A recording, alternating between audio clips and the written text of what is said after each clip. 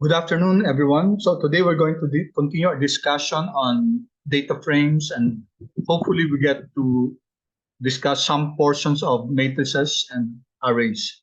So last time we looked at this example where we're creating three objects here. You have here a numerical vector from 1 up to 200. You know that this is a integer vector because of 1 up to 200.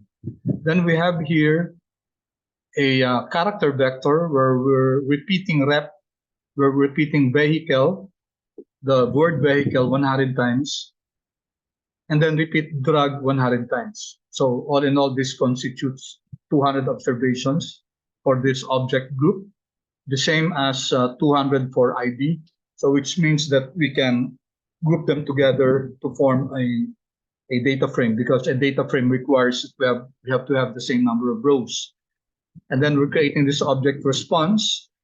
It's also it's a numerical vector, okay, 100 observations for this normally distributed uh, random numbers with mean of 25 and standard deviation of 5. And also this 100 also with mean of 23 and standard deviation of 5. So we're creating these three objects. Now we're going to create this object my data, and then it will constitute a data frame, okay? And then the column for ID will be called patient. The column for group will be called treatment, and the column for response will be called capital R response. Of course, when you created this object, you could have named this patient, treatment, or capital response. However, I deliberately did that so that you can see how we can rename the name of a particular object with the column name that we want to be named. All right. So maybe we can also put here class my data, and also type of, just to check what object we're creating. All right. So maybe we can divide this. Okay, because I think it's and just by way of reminder, normally it would be good to give this a name. Okay, so I will leave you guys to have that good practice to give names to your code chunks. Okay, for our purposes, in the interest of time, I will dispense with that process. Okay, so let's run. Before we run this, notice that these are random numbers. So let's create a set that seed here so that we have the same numbers. Okay, let's maybe 2, 3, 4, 5. Okay, kindly create the same random seed generator 2, 3, 4, 5 so that we have the same output. Okay, when we run this, the my data will print below, right? Because we're enclosing it in parentheses. Okay, so let's run this. Okay. Oh, I forgot something. Okay, so let's not run the, sorry about that. Let's not run the, okay.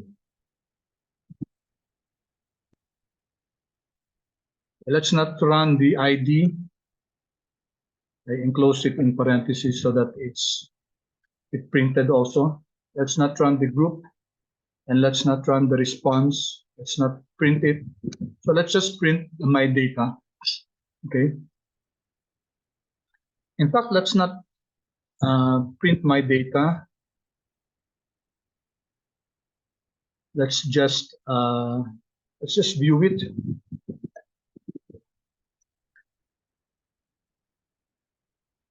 And put this in next scene. All right. So we're not printing ID. We're not printing group. We're not printing response. Okay. Otherwise, it will print several rows here. Let's just view my data so that it will appear here. Okay, why is this here? I think I'm in the wrong project. Sorry. Nasa time series project ako. Okay, nagkamali ako ng pag-open ng project. Anyway, so let's just run this. So if I run this, so it prints, it shows us the my data, and I expect us to have the same answers here. So your first value here should be 19.04 and 27.74. Your last should be, that should be 15.59. So kindly check if we got the same results, should get the same results. Okay, I made a mistake here. It should be my data. All right, and then get the class of my data. So this is a data frame, and a data frame, if you get its type of is list. So related si data frame at saka si list. Okay, kindly please chat if we got the same answers.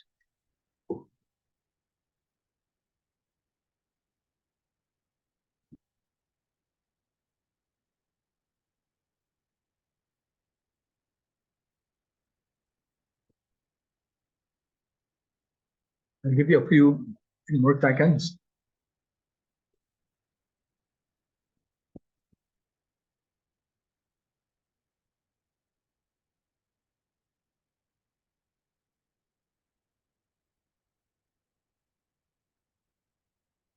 Allow you to also code and then generate the answer. Of course, there's a time lag between me discussing the codes and you inputting them. So I need to give you some time allowance. Okay, I hope to get more responses. Only 3 have responded.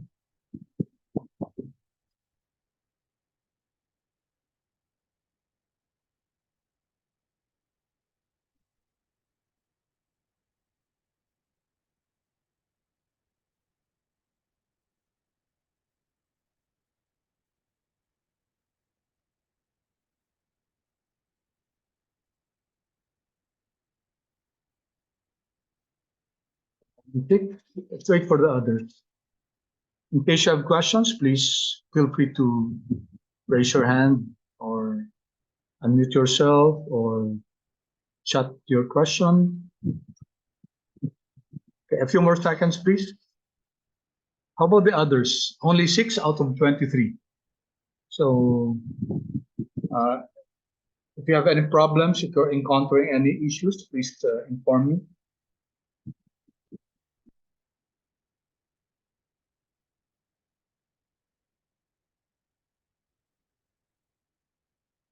Okay, thank you.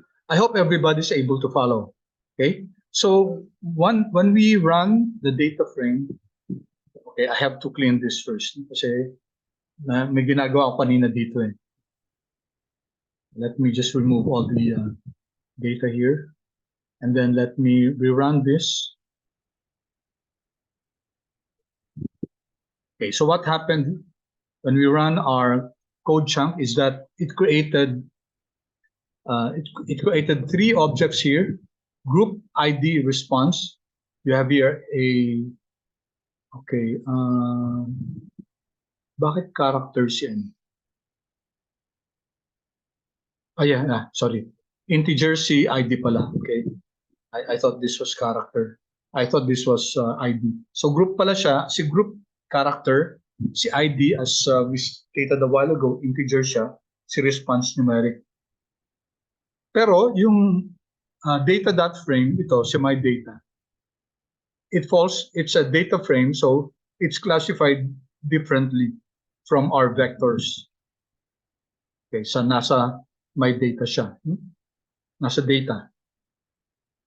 Okay, so we can look at other things about, tanggalin natin to kasi nag-set.seed naman tayo. Okay, if you write head of my data, it will default to the first 6 rows. Let's just get the first 10 rows and the last 10 rows. And if we run this, okay, it will print here head and tail. All right, so this is, the head is the first 10 observations. And I asked you a while ago if we're getting the same output, then we should have the same values here because we run the same random number generator set. Let's see. And then also the last 10. So the last three, 21.06, 26.4, and 15.959, or around 15.6. Okay, so I'm sure we have the same results. Okay, now for dimension, ito, no? Okay, isama natin yung length, for example. Length, we know that when we get the length of my data, it will give us the number of variables, the number of columns, and dimension will give us the number of rows and columns. Okay, so we get here, length is three columns, 3 variables, and then structure, it will tell us what kind of object this is. So it's a data frame with 200 observations of 3 variables. And then here we have my data $patient. This dollar indicates that this is a column or a variable coming from my data. So if you're going to access this object patient, it has to be connected to my data.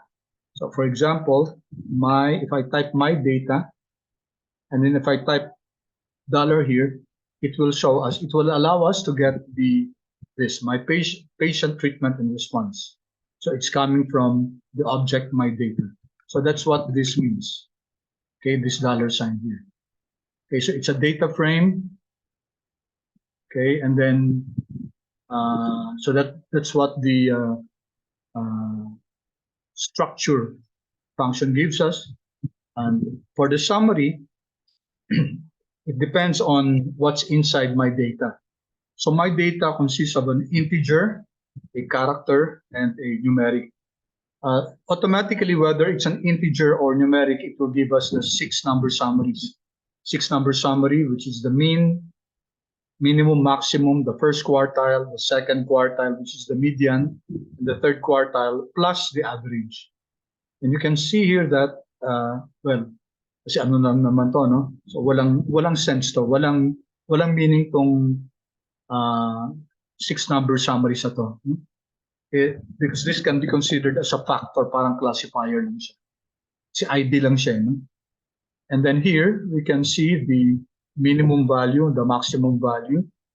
The median and the mean are quite close, denoting that this is almost or close to a normal distribution. Diba? Ang normal distribution, the mean and the median intersect. No? They overlap, they're the same. Okay, now si treatment, character siya, so it will just give us the number of observations. So if you want to get for example, gusto natin malaman kung ano what's inside treatment, you can make use of the table function. This is from base R. So table and then my data. You cannot use the dollar. You cannot use treatment immediately because, okay, treatment there. So table will give us a tabular count of ilan yung drug, ilan yung vehicle, which is expected kasi when we generated this my data object, 100 yung drugs, 100 yung vehicles. Okay, any questions so far, class? Up to this point, okay tayo? Dito sa head, tail, length, structure, summary, these are information about our data, metadata. Metadata is data about our data. Okay, kindly chat please if up to this point sa table, okay tayo.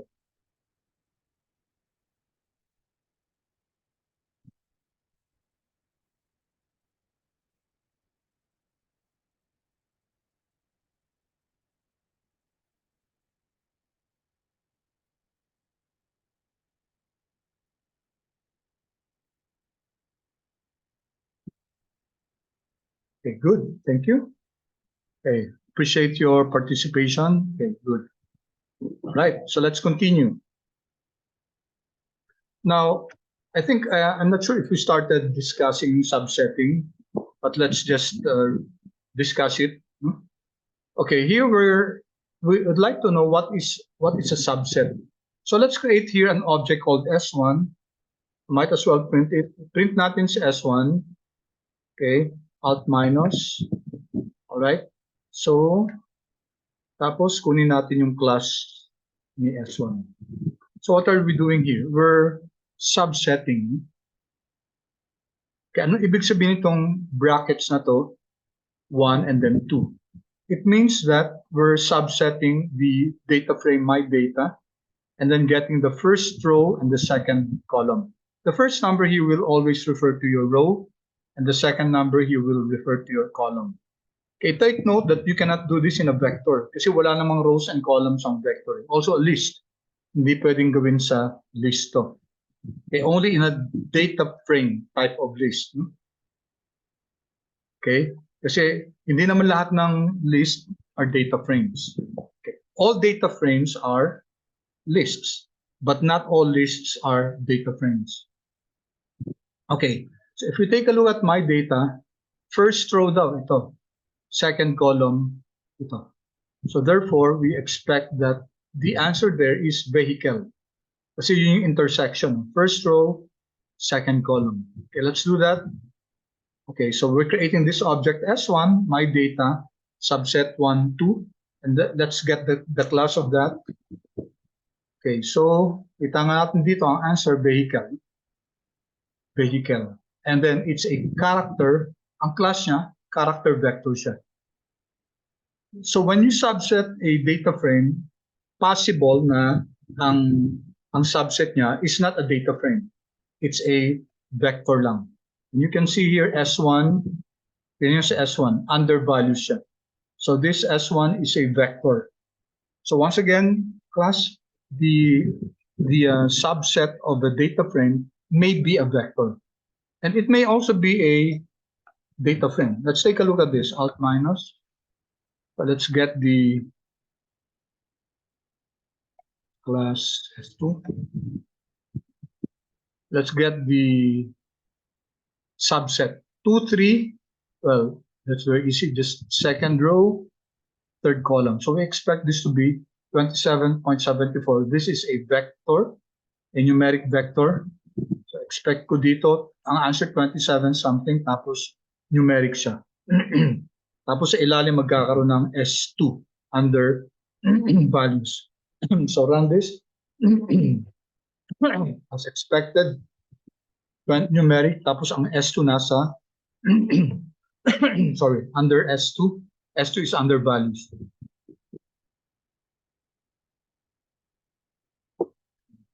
Okay? Okay, let's continue. How about this? Again, ito class yung first, yung row, no? So that's row 1 to 20. And then this is columns 2 and 3. So let's create this object as 3, alt minus. Then let's have it printed and then class F3. All right, so control enter. And you can see here, rename to, ayan. So this is 1 to 20. Rows 1 to 20. Ayan, 1 to 20. And then, second and third rows. Okay? So wala dito yung, diba? Walang patient, no? Kasi second and third columns lang. Sorry. Second and third columns. This is an index, plus ito siya, ito yun. Ito. Hindi yan yung patient. Nagkataon lang na si patient pareho ng index. Okay. Okay, so you only have 2 columns here, and then rows 1 to 20. And then it's a data frame. So the subset of a data frame can either be just a vector or a data frame itself. Okay? All right. And then let's, this one, ito pala, no? Ito, let's create another object S4, alt minus.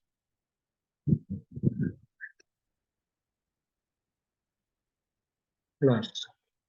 Okay. All right, so what's this? Again, 1 to 20. We're going to natin 1 to 10 para mas context, no? 1 to 10, and then this one, what's this? When the row or column position is blank, it means that you have to get all. Ibig sabihin, kasama lahat ng columns. So, I expect this to be, okay, lagyan ko na lang dito ng ano. Okay, so this one, S4, my data, first 10 rows, and then all the columns, and then the class. Let's run this. So here, yeah, 1 to 10, no? And then all the, ito, hindi kasi define yung column, then i-assume ni Arya na lahat. So we have the patient, treatment, and response. Okay, pause first. Kindly chat please if you're able to follow. Kung okay tong part na to, if it's clear, if there are any questions, please feel free to ask your questions. I'll first wait for your confirmation, kung clear or you're able to follow along.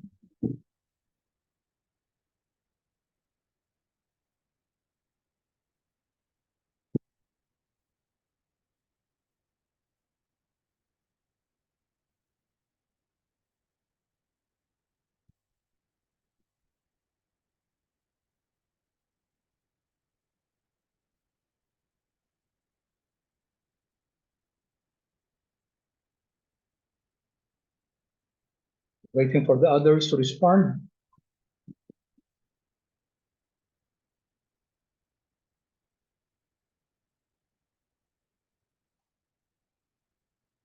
Okay, good. Thank you. All right, good. Please feel free to ask questions if you have any. All right, so let's continue. Okay, now this one, let's put this, let's divide this again.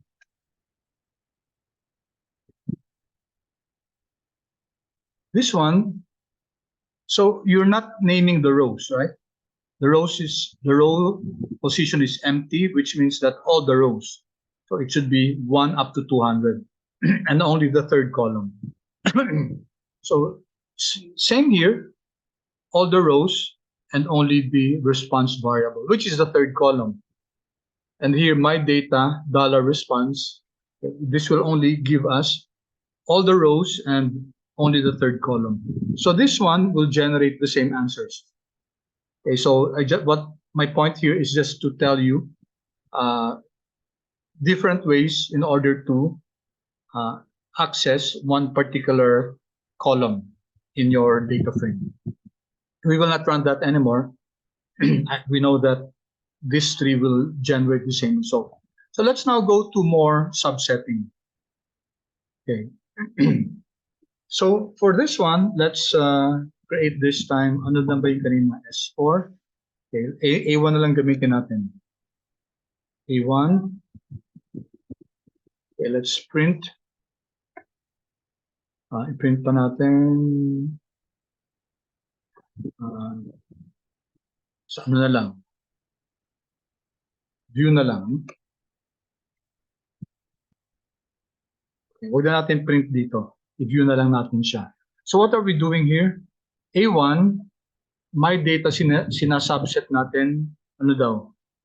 Yung row, okay, the row is, dapat yung papasok lang sa row natin, all those whose response is greater than 26. If we take a look at our data, andito yung response. So ito hindi papasok to, class, kasi hindi naman greater than 26 yung value na to. This will enter. This will enter. So lahat ng greater than 26 makakasama. So mafi-filter dito yung mga rows na less than 26. And then it will include all the columns. Okay? Why did I say all the columns? Kasi blanco tong column na to. So which means that all the columns will be included. So tingnan natin, no?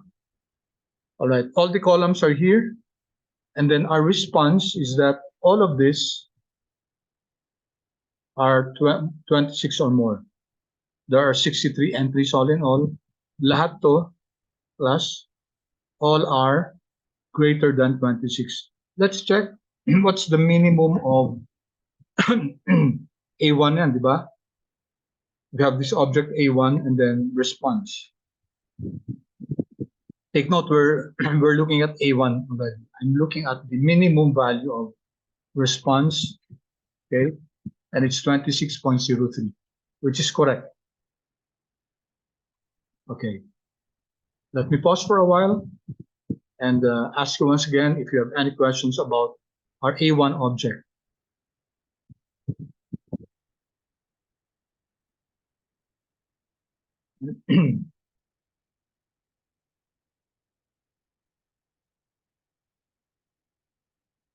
So let's wait for the others for their feedback.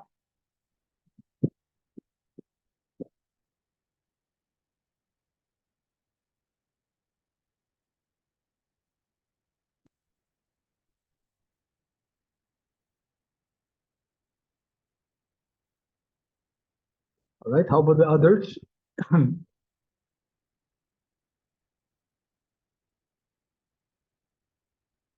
Okay. Right, thank you.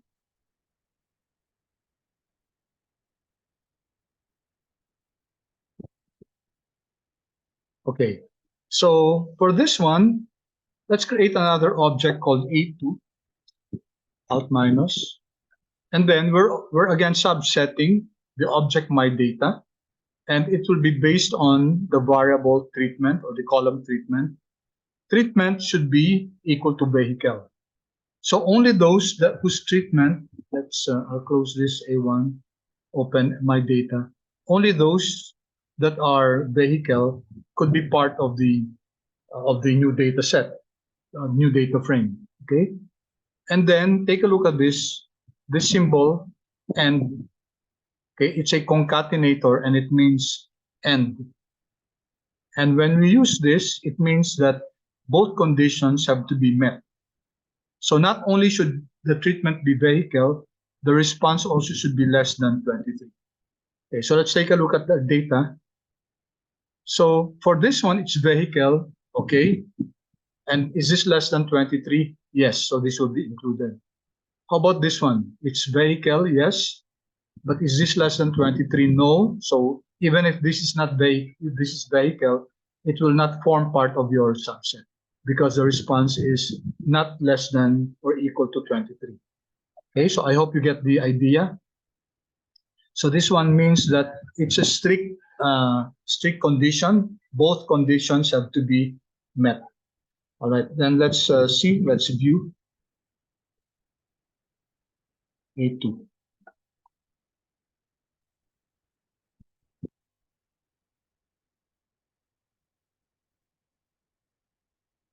Ayaw. View A2.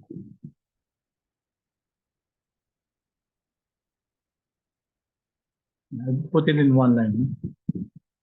Okay. So here, class. Magpa-print yung A2 dito. A2. There are only 31 entries. Okay. All the treatments are vehicles. And all the response are less than or equal to 23. So let's see. Let's get the maximum of, let's say, A2 siya, di ba? Dollar response. Okay, let's see. Dapat, ang maximum niya, hindi lalampas ng 23. Control Enter. There, it's only 22.98994. Okay, so this confirms that tama naman yung ano natin. Tama yung pag-subset. Okay, another type is, this time, this one. You have the slash here. Okay, let's create this one again, A3. And i-view din natin, view A3. All right, so what's the difference here? This one requires that the treatment should be a vehicle, or the response should be greater than or equal to 21. So there are two things here that we have to look at, and at least one of them should be satisfied. If this is not satisfied, but this is satisfied, then that that response, that observation will still be included. Okay, let's take a look. So it should be greater than 21, and then it should be vehicle. Okay, so that's saan na? Nara na ba natin? Hindi ko pa narun. Close ko muna itong A2 para wala masyadong. Let me run A3, view A3. All right, so we have here, ano ba yung naran ko? Oops, wait. A3, vehicle, okay. Vehicle and greater than or equal to 21. Okay, let's take a look at this. Okay, number 1. Ito, vehicle siya. Like greater than or equal to 21, but hindi. Regardless, pag vehicle siya, okay, okay na yun. So, ibig sabihin ng class, lahat ng mga vehicles kasama. Kasi, ang unang ano natin, equal to vehicle eh. Okay, so lahat ng vehicle kasama. Now, pwede bang sumama si drug? Yes, for as long as greater than or equal to 21 siya. Let's see here. Okay, so sa ilalim may mga drug. And all of them are greater than or equal to 21. So, even if it's not vehicle, for as long as it's greater than 21, kasama siya. Dito naman, okay, even if the response is less than or equal to, it's not greater than 21, katulad nito 19.04. For as long as it's a vehicle, then kasama siya. Okay, that's why we're getting mas malaki tong observations natin dito, 160, as compared to the other two that we generated a while ago. Okay? Any questions so far, class?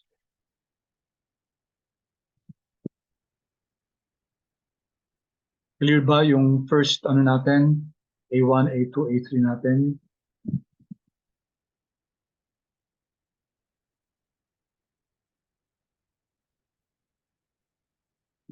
Okay, I hope the others are able to follow. No? Okay, then we have another one. Let's call it A4, alt minus. Okay, ganun din to. The only difference is that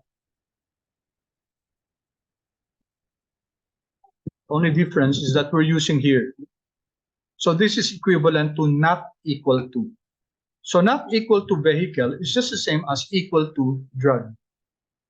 Okay, equal to drug. Ibig sabihin, class, and because it's an or function, okay, lahat ng drug kasama. Okay, lahat ng treatment na drug will be included. So that's already 100. So regardless of the response time, all the drug treatments will be included, and then also all the responses greater than 24, regardless of the vehicle, regardless of the treatment. So let's run this. Before, okay. So here we have 158 entries. Okay, so lahat ng drug, diba?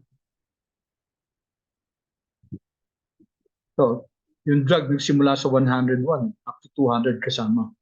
And then, it doesn't matter if it's not drug for as long as it's greater than, yung response is greater than 24, then it will be included. Okay? So, those are ways how we can create other data frames based on a data frame using some conditions. Okay, then we can also include a date, another column or another variable in your data frame. So here, let's first create an object called age. No?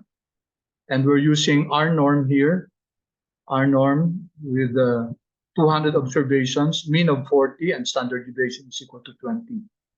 Okay, let's wag na natin i-print. O sige, print natin. Print natin to class yung age, tingnan natin what happens. Alright, so print ko dito, no? Yan. So 200 lahat yan. Of course, we'll get different results. So we can do is mag-set that seed tayo para pare-pareho tayo. Set that seed 7654. Okay, 7654. Let's run this again. Control Enter. Okay. All right. What do you notice, class? Take note, we're creating a random variable called age. So ages to. No? Ages to now. Ang mean is 40. And then standard deviation is equal to 20. What do you notice about our values? Is there something that that will make us rethink kung ito ba yung dapat nating ginagawa? We're generating a random number, random distribution of ages.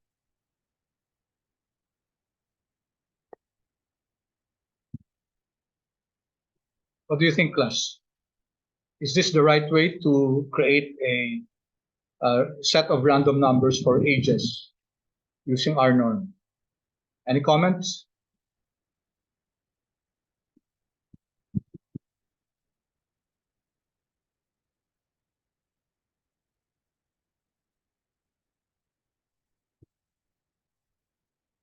Class?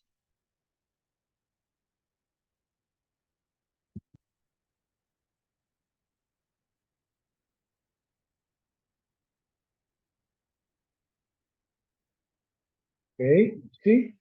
Somebody gave a comment, yes? Yes, thank you. Conrad, kindly share your answer to everyone. Sir, I'll make it to Yeah. everyone to okay, sir.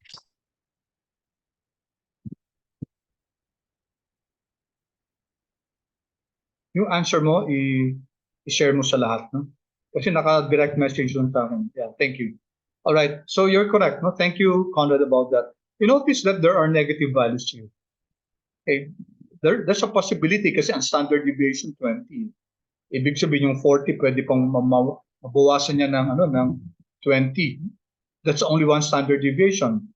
If it's two standard deviations, 20 times 2, so that's 40 minus 40, pwede maging 0. E paano pa kung may 3 standard deviations? That's 40 minus 3 times 20, 60. Magkaka-negative values talaga if this is the distribution. Alright? So, hindi naman pwede yun kasi age, di ba? So maybe this is not the ideal way to create age randomly generated numbers. Okay, especially, buti sana kung ano to, no? If the standard deviation is a smaller one, kunyari, 5. So kahit na mag 3 standard deviations ka pa, 3 times 5, that's 15. I-minus mo yun sa 40, then okay lang, hindi magna-negative. Okay, medyo malabo yung magkaroon ng negative. Kasi kung 5 to, it will have to have 8 standard deviations pa bago maging negative. Okay, so in this case, what's the best way? Anyone? Anong suggestion natin? Ano ba yung random numbers na natutunan natin dati?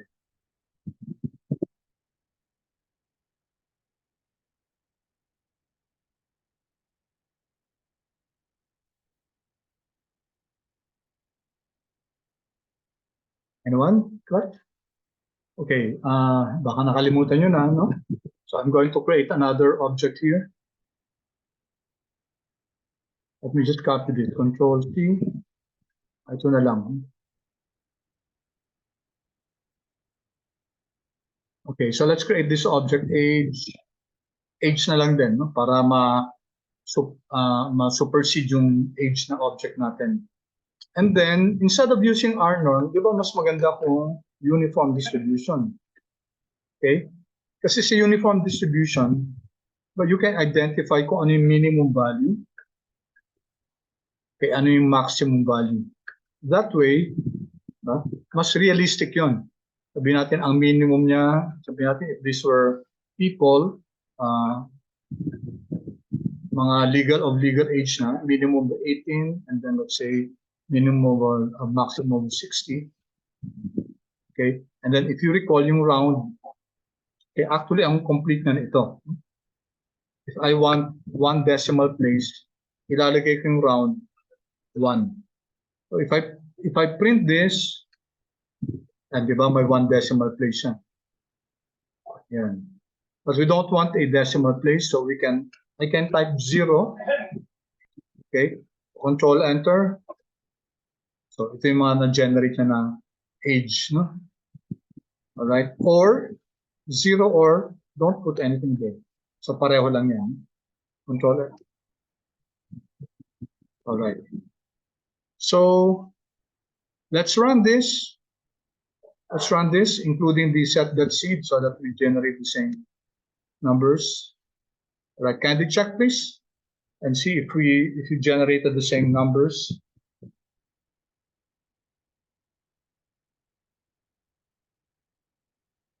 And please chat.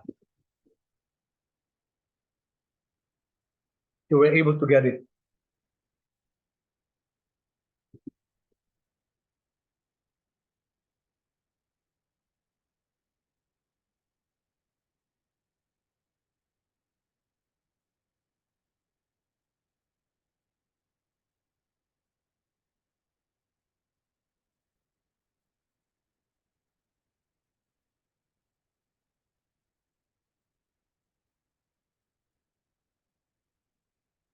Were you able to follow? Chat na lang please.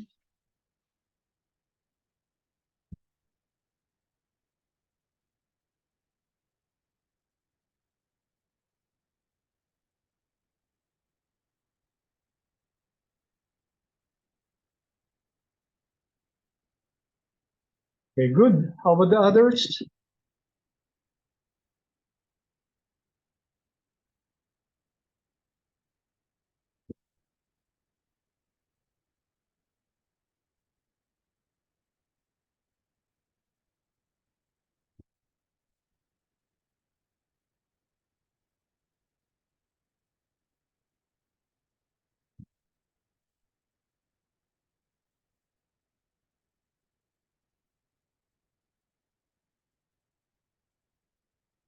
Okay, thank you.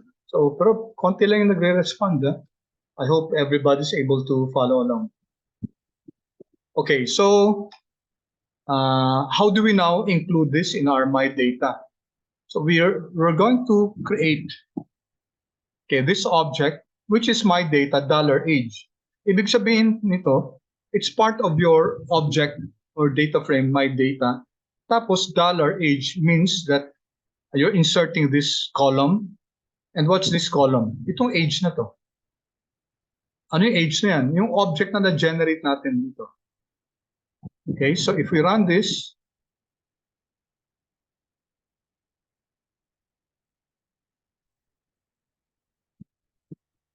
okay, you can now see that we have now a new column, age. Tapos ang laman yan, yung kaninang generate natin na age. This one. 47, 45, 32. Ayan, 47, 45, 32. And if you check my data, okay, nag-update to. No? May age na siya dito.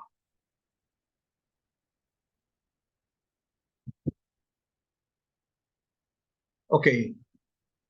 So let me once again pause and ask you a question.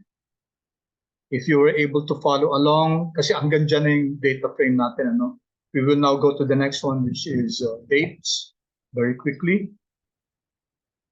Okay. May I have your feedback, please? Paki-chat kung so far clear yung mga na-discuss natin.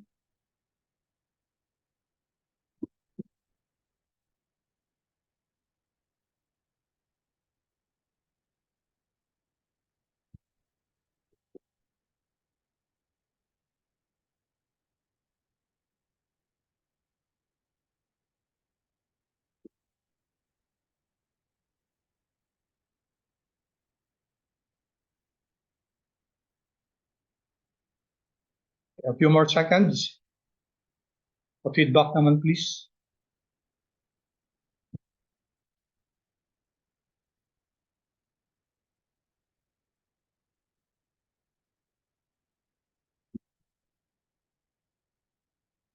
Okay, parang kumukonti yung mga nagre-respond. Only 4.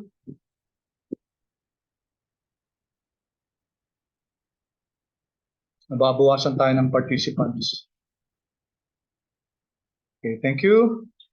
All right, so I hope you're able to understand. Class, ang first example na natin dito, paper and pen. No? So hindi naka-code. Okay, so you have to understand the functions, you have to understand the code. Okay, so let's leave now yung itong data frames. Let's go to another class of objects called dates. And yung date class, it's best used with lubridate, the lubridate function. And the lubridate function, the best way to, nilagay ko ba dito? Hindi. Okay, lubridate is a package.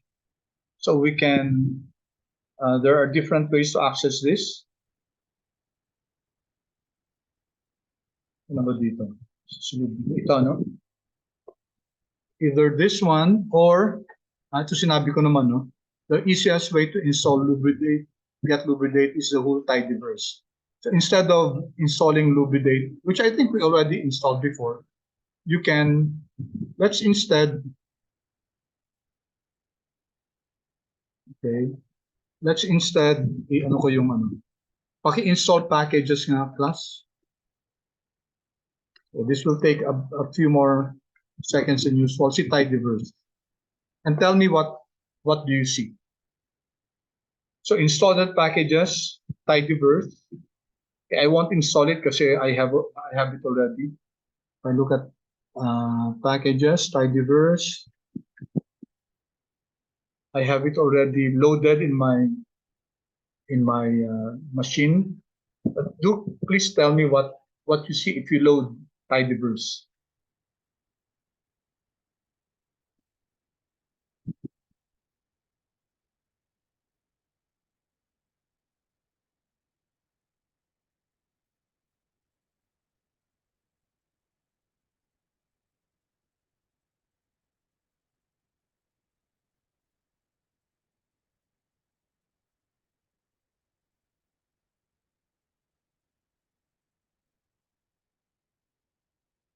What are you getting, class?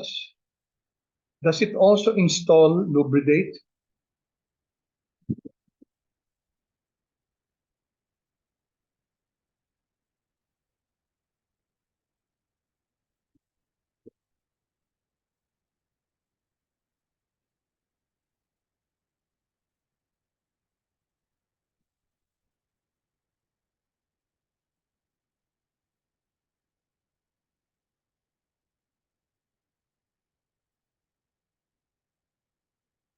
A feedback, please, class.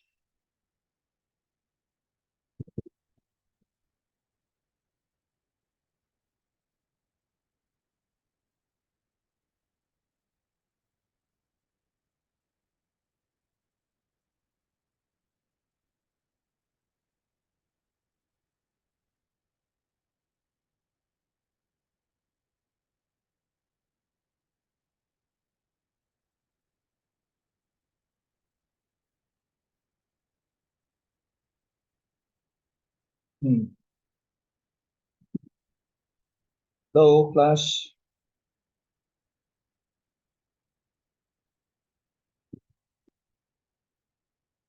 Restart R. Okay. Anyway, class, so wag yun muna i-restart, no? Anyway, the lubridate package comes also pre-installed with tidyverse. Let me just show you the lubridate. I think we installed this before. So hanapin na lang natin siya sa packages. Lubridate. And then you can also load this by clicking this, diba? Okay, lubridate. Let's see what this gives us. Okay. So itong lubridate, no? Meron tayong user guide dito, my package, my vignettes, and other documentation. Okay, so I leave you, class, to look at this description. This is very important for finance students. But let's take a look at one example. Let's say YMD. the YMD function. It's just a popular to na function, YMD, no, year, month, date, because this is oftentimes how a date is written. So what does this do? So with the lubridate package, we parse dates with year, months, days components. When you say parse, you can convert it into a particular type. For example, the YMD function transforms dates that are stored as a character or numeric vector to date. Okay, so gagawin niyang date yun. All right, these functions recognize arbitrary non-digit separators as well as no separators. Let's have an example. The best way to understand that is an example. Of course, marami pang ibang functions si lubridate, no? So, for example, let's create this object. Okay. Pareho ba tayo ng mga dates class? Example lang naman to. Hello? Are we using the same examples here? 6/23/2023. Okay. Okay. So, yes. Okay, may date tayo dito, no? So, 6/23/2023. Okay. So, if we run this, all right. So, this is ang class niya. Wala yung class. Hindi ko rin yung class. So, we know that this is a character vector. All right. But if we want to convert that into a date function, ano yung gagawin natin? Wala example ko dito. All right. Let's try, no? So, ito. Okay. Now, if we take a look at this, CX, no? So, this is month, and then this is day, this is year. So, gagamitin natin siya ng MDY na function. So, I'm going to create another object. I'll call it D1, okay, alt minus, and I'm going to use MDY X. Bakit MDY? Kasi, ang format itong character natin, this is month, this is day, this is year. So, ang i-convert ko siya, MDY is supposed to parse this and convert it into a date function. Alright, so i-print natin D1, another way to write that, and class D1. Okay, so let's see, no? And then type of, tingnan natin, anong type of tong pag-date, anong type of ba siya?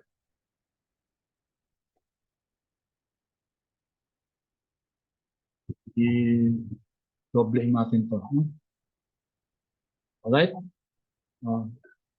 para mas simple, open and close parenthesis para print. Alright, and then let's run this.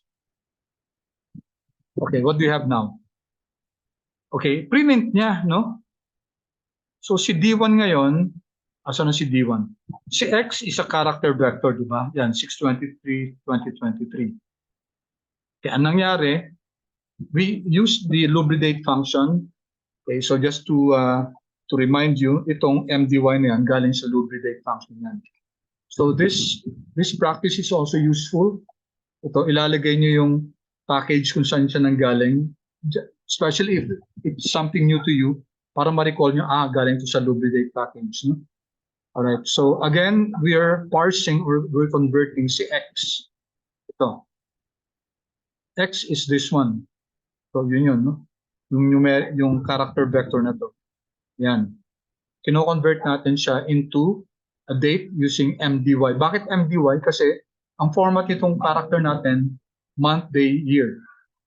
Kung gawin natin tong, tingnan natin na, let's see, D1X alt minus, and then gawin natin year, month, day, X. Class X. And by the way, class, ang date, diba? Ano yung type of niya? Double siya. So it's like numeric. Numeric siya in a sense. Alright, so what are we doing here? We're creating this object D1X and then YMD. Ang ibig sabihin nito, gagawing year to, gagawing month ito, gagawing day ito. So let's see if mag-e-error yan. Dito ko ilalagay, Control X, dito sa baba, Control V. Control Enter. Alright, error. Bakit? Bakit error? Kasi, ang sinabi natin dito,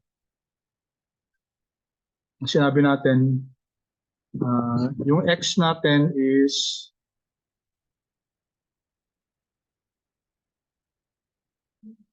ito yung date natin kay X, di ba?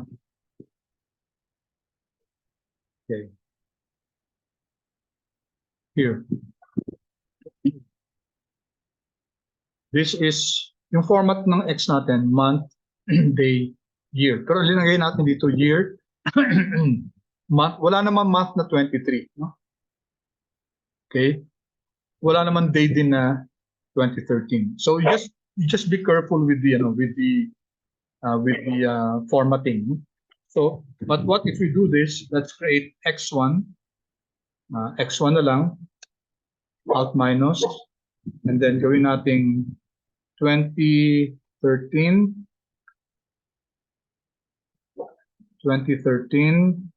dash month, gawin natin 09 dash 30.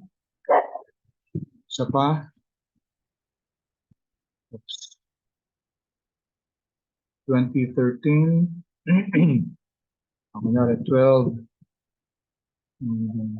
15. Alright, yun dalawa na lang, no? So let's print this. Si x1 plus x1. So we're creating this object S1, and it consists of this character vector 2013 0930 and 2013 1215, and then we get the class. Okay, so character nga siya, no, di ba? So we were able to create this object bx1, and then let's create a date out of it. Date d1x. So year, month, day pwede, no? YMD, because this year, this is a month, this is day. So this is x1 plus x1, and let's see. All right, so meron na tayong, oops, mali ako. Dapat, nangyari dito. Class dapat ng b1x. Okay, so wrong. So we're converting si x1 into a year, month, date. So I'm going to ask, what's the class of d1x? Okay, enter. There. Okay, so nag-create tayo ng object na d1x, tapos ang class niya, date na.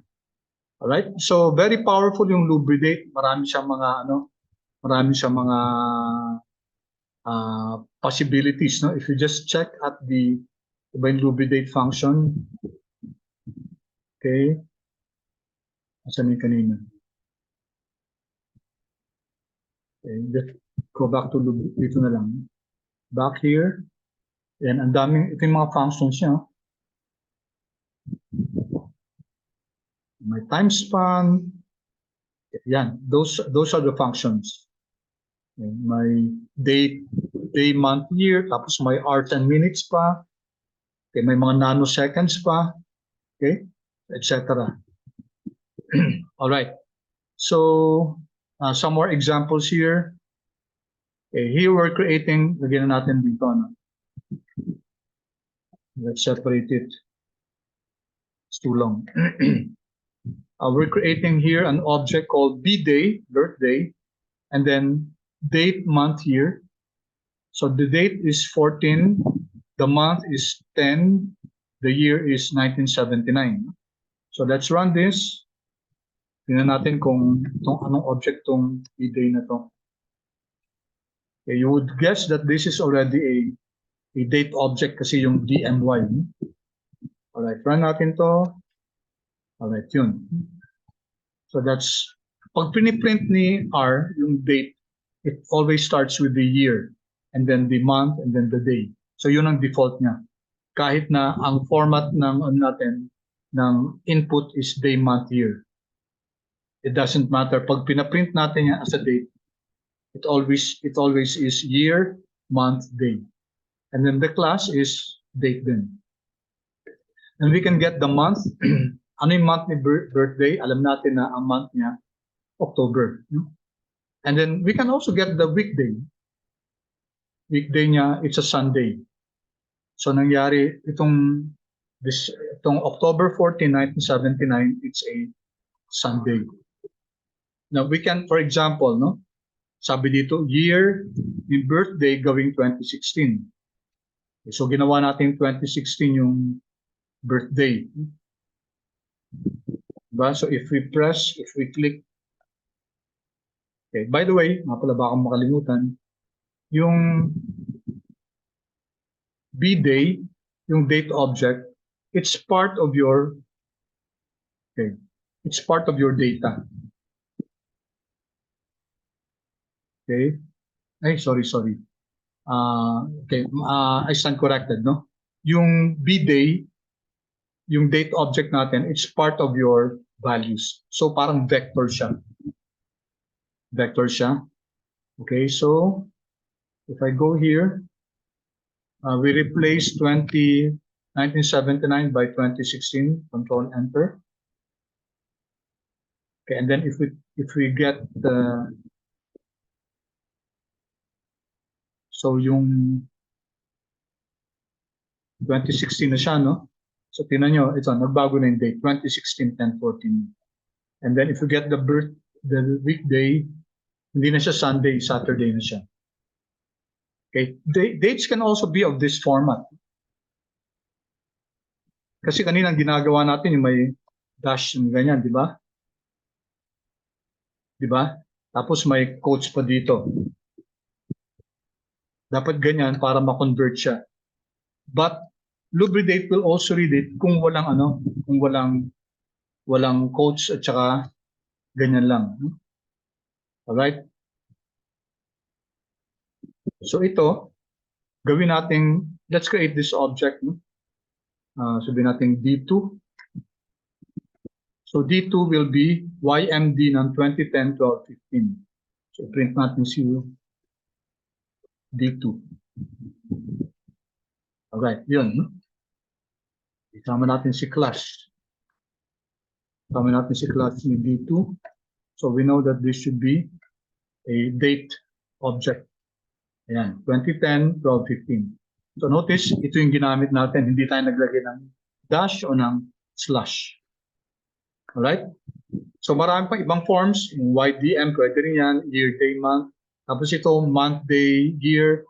And then hour, minutes, seconds. It can also take this form.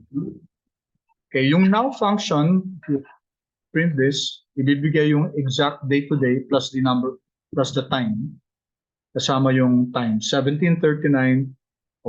And then plus 08 means this is the UTC, Universal Time Convention. So Philippines, no? Plus 8 tayo. If you're not familiar in GMT, yung ano natin yung time frame. So ang Greenwich Meridian Time passes through yung longitude niya, pumapasok sa London. So tayo, we are 8 hours ahead of London. So if you ask me, ano yung time ngayon sa London? So 17 minus 8. So that's 9. No? 17 minus 8, that's 9:39. So yun ang time ngayon sa London. So that's the convention here, kasi Universal Time Convention dito. Okay, this is the lumang name nito is GMT. Pinalitan na nila, ginawang UTC. All right, so that takes care of the lubricate function. Mga dates, marami pang pwedeng maano dyan. I leave you class to explore and learn more, okay, about dates. All right. So let's paki-open yung matrix. We still have a few minutes to at least discuss. Definitely, we will not be able to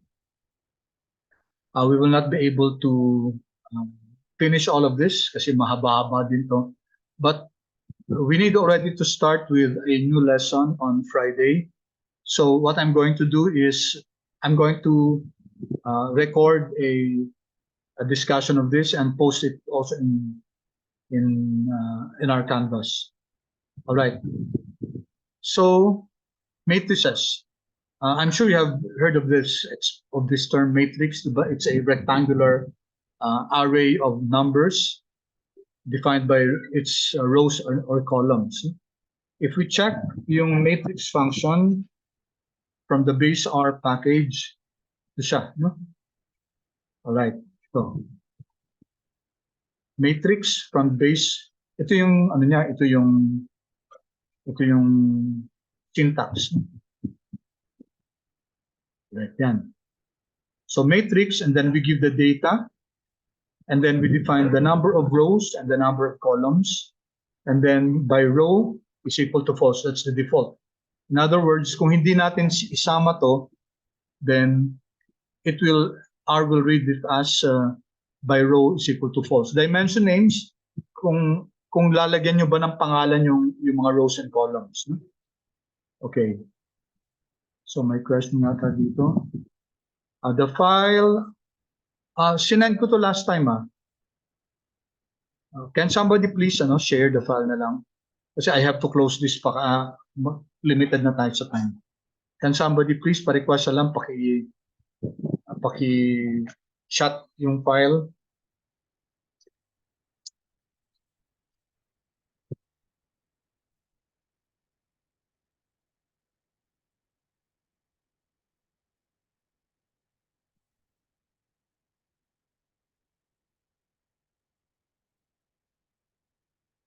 Okay, can somebody please pa-share na lang yung file sa chat box para okay, while somebody is uploading the file. Okay, meron ba may makakapag-share? Okay, kung wala kasi isasarado ko muna to. Okay, sarado ko na lang kasi limited na yung time natin.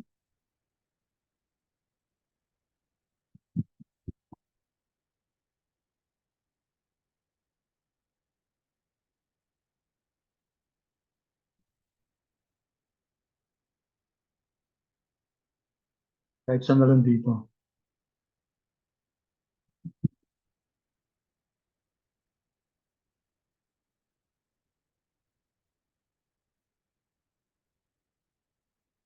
Okay, na-share ko na. So, at least masimulan ko lang. Oops.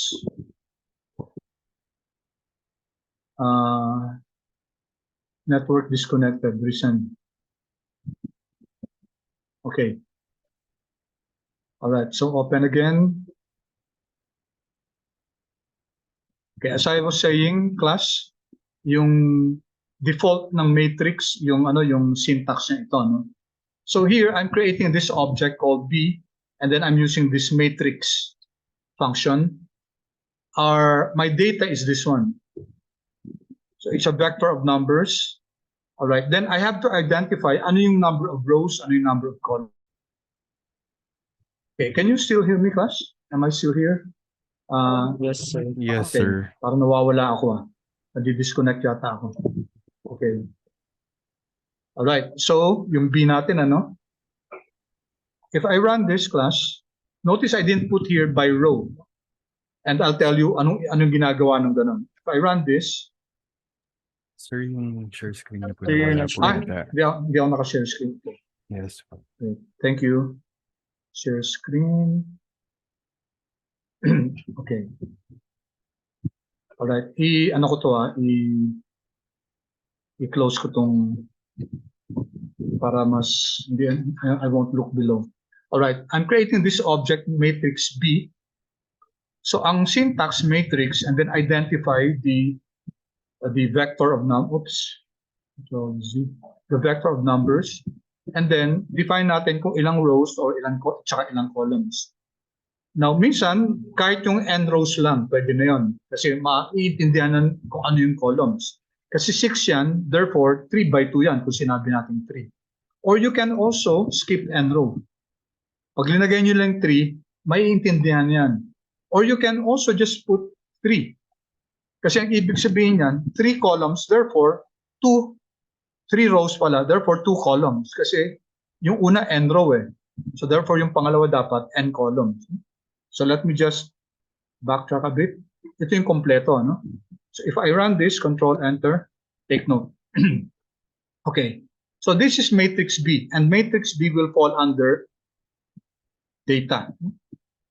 Si B, no, matrix siya, no? Just like my data. Okay? All right. So paano fill up to? Hindi natin linagay by row is equal to false kasi automatic yon. By row is equal to false, which means that if you fill up to ni R downwards by columns. So tingnan nyo, 1, 4, negative 2, 1, 4, negative 2 pababa. And then 1, 2, 1, 1, 2, 1. So this is the matrix. This is matrix B. Okay? So if it's, here I'm creating matrix A, pero ilalagay natin dito by row is equal to 2. So baliktad dyan. So i-run natin pareho. Right. You see the difference? Si matrix A ngayon, row-wise yung ano niya pag fill up. 1, 4, negative 2, 1, 2, 1. Okay? Horizontally, no? Pag hindi natin nilagyan, by row is equal to false yan. Pababa yung ano, vertically yung pag fill up. Okay? And then, it's already time class. Now, we can, sa matrices, pwede natin i-add dyan, A plus B. No? Tutuloy, I'm going to record na lang a discussion of this. So, ano yung A plus B? Inad lang niya. No? Inad niya yung elements ng A at saka B. So, kunyari, 1 plus 1, that's 2, di ba? Alright? So, etc. Pag inad natin yung corresponding elements sila, that's A plus B or A minus B. Alright? Then, sa video, i-discuss ko na lang yung matrix multiplication.